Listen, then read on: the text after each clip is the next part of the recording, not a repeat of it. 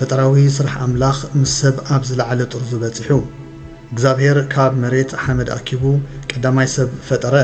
እግዚአብሔር ነቲ ሰብ ህይወት ኣስተንፈሰሉ እሞ ንሱ ድማ ፍሉይ ነጸብራቕ ምምሳል ኣምላኽ ክኸውን በቕዐ። እግዚአብሔር ነዚ ኣዳም ዝተባሃለ ሰብኣይ ኣብ ምድሪ ኤደን ኣብ ዝርከብ ብወሓይ ዝውሕዝን ብፍረታት ኣእዋም ዝመልአን ለምለም ገነት ኣቐመጦ። ገነት ናይ ሰላምን ስንቅን ቦታ እያ ነይራ። እግዚአብሔር ንኣዳም ነቲ ገነትን ፍጡራቱን ናይ ምሕብሓብን ምሕላውን ቅዱስ ግዴታ ሂብዎ። ኮይኑ ግና ኣብዚ ኩሉ ዝርከቦ ቦታውን ከይተረፈ ኣምላኽ ገለ ነገር ከም ዝጎደለ ይፈልጥ ነይሩ እዩ። ኣዳም በይኑ ነበረ። ኣምላኽ እቲ ሰብኣይ በይኑ ክኸውን ጽቡቕ ኣይኮነን ኢሉ ንኣዳም ኣብ ዓሚቕ ድቃሳ ኣትዩ ካብ ጎድኑ መሰንገለ ወሲዱ ናብታ ቀዳመይቲ ሰበይቲ ቀሪጹ ናብ ኣዳም ኣምጽኣ።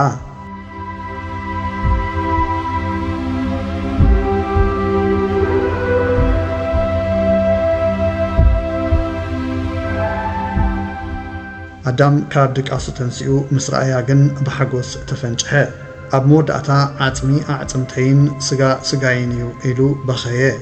ምንጪ ህይወት ማለት ሄዋን ኢሉ ሰመያ። ኣዳምን ሄዋንን ብሓባር ኣብ ንንሕድሕዶም ምስ ፍጥረታትን ምስ ኣምላኽን ብፍጹም ሓድነት ኣብ ገነት ይመላለሱ ነበሩ። ዕርቃኖም ወፂኦም ሕፍረት ግን ኣይተሰምዖምን። ሓንቲ ሕጊ ጥራያ ነይራ። ኣብ ማእከል እቲ ገነት እግዚአብሔር ካብ ኩሎም ክልተ ኣእዋም ፈለየ። ኦም ህይወትን ከምኡውን እታ ኦም ፍልጠት ሰናይን ክፉእን እተፍልጥ ማለት እዩ።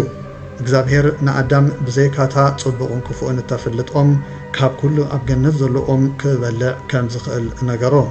በታ ካብኣ ዝበልዓላ መዓልቲ ብርግጽ ክመውት ምዃኑ ሓበሮ። ሓደ መዓልቲ ግን ሓደ ተንኰለኛ ተመን ክኢላ ምሽፋን ሓቅን ሓሶትን ንህዋን ሕቶ ሓተታ። ሓቂ ድዩ ኣምላኽ ኣብ ገነት ካብ ዝኾንኦም ኣይትብላዕ ኢሉ ድዩ? ሄዋን ብዘይካ ሓንቲ ካብ ኩሉ ግራብ ክንበልዕ ናጻ ኢና ኢላ ኣረመቶ። እቲ ተመን ድማ ፍሽኽ ብምባል ነቲ ኩሉ ምንጪ ሓቂ ሓሶት ኢሉ ከሰሶ።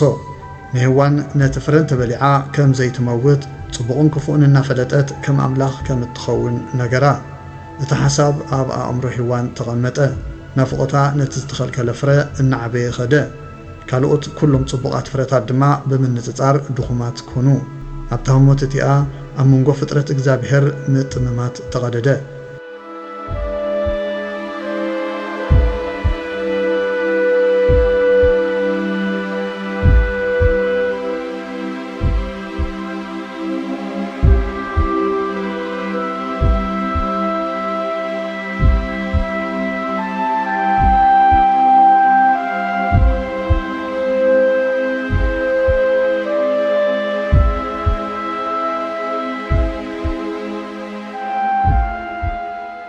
ነቲ ኣብቲ ገነት ዝነበረ ሰላም ከም ብርጭቆ ሰባበሮ።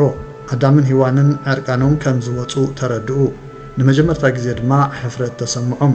ብቆጽሊ በለስ ተሸፊኖም ካብ እግዚአብሔር ከሕብኡ ፈተኑ። እቲ ኩሉ ዝፈልጥ ኣምላኽ ኣዳም ንሄዋን ውቐሳ፣ ንሳ ድማ ንተመን ውቐሰት። ኣምላኽ ብጊድኡ ካብቲ ቀታሉ ውሳኔኦም ተኸታታሊ ውፅኢት ተዛረበ።